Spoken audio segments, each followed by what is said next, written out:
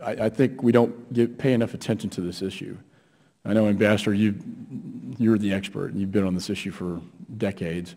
You were ambassador to Colombia, and we recently went down to Colombia to visit with the president down there to talk about what worked and didn't with Plan Colombia.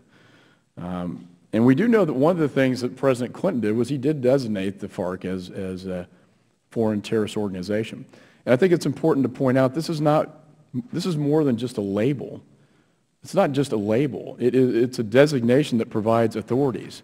It's a designation that provides tools to combating them by freezing bank assets in the United States, by prosecuting with a 15-year enhancement for anybody who aids and abets a terrorist, by allowing us to go after, unlike the kingpin, which only you go after the head, this allows you to go after the body of the organization.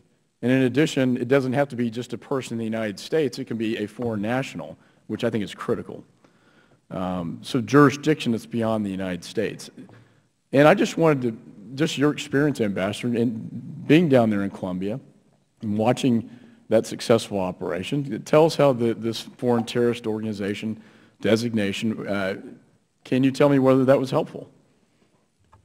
A very fair question, Mr. Chairman. And I'll offer you a couple of observations. First, I have absolutely no objection to having placed the FARC, the ELN, and at that time the AUC, the paramilitaries, on the FTO list, and participated in that process in 1999, 2000, and I believe 2001. It was helpful to the extent that it got at their support network. I don't think it had a direct and immediate impact on them inside Colombia, because the guys that were in the camps in the jungle obviously were not worried a great deal about their designation, but their external support structure was in fact affected. And in fact, their external support structure was small enough that you were able to verify who they were and go after them. That was helpful. Being able to call them terrorists was helpful. Being able to assert every time we talked about the hostages that they were keeping in jungle camps and referring to them as terrorists was helpful. Being able to say we, the European Union, the Canadians, and there may have been one other government, had all put them on the same list was helpful. I don't deny it. It was helpful in Colombia, and I do not, and I've said it once and I'll say it again, you and I have exactly the same objective. The question is, how are we going to get there? And I think that's a fair assessment. The definition under federal law is to intimidate or coerce a civilian population or government by extortion, kidnapping, political assassination. You know, when I look at what's going on down there, it seems to me they fall squarely within that definition. And I wanted to, maybe it is semantics, Mr. Engel, but I do think this law would provide additional authorities to help Mr. Calderon win this war.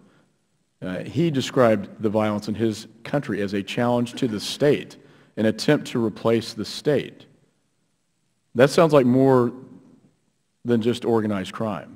And in the recent casino fire, he says that we're facing true terrorists. So, and Mr. Benson, I appreciate everything you do with the DEA and your agents, particularly down, you know, in Mexico and Central America. I mean, they're really in the line of fire.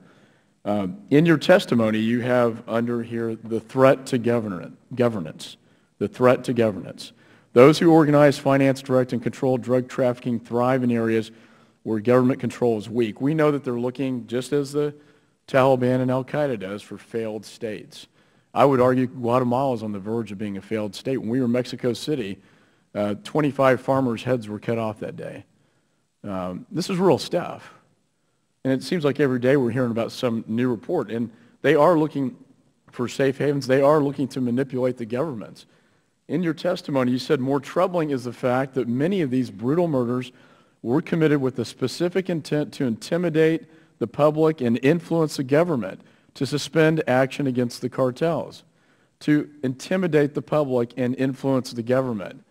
Again, going back to the definition under federal law, to intimidate and influence. They terrorize civilians. They terrorize the Mexican people. There's no question about it. The example of the school bus. trying to extort money from teachers and throwing heads on the front of the school. This is beyond some of Al-Qaeda's worst tactics. There's a real problem down there.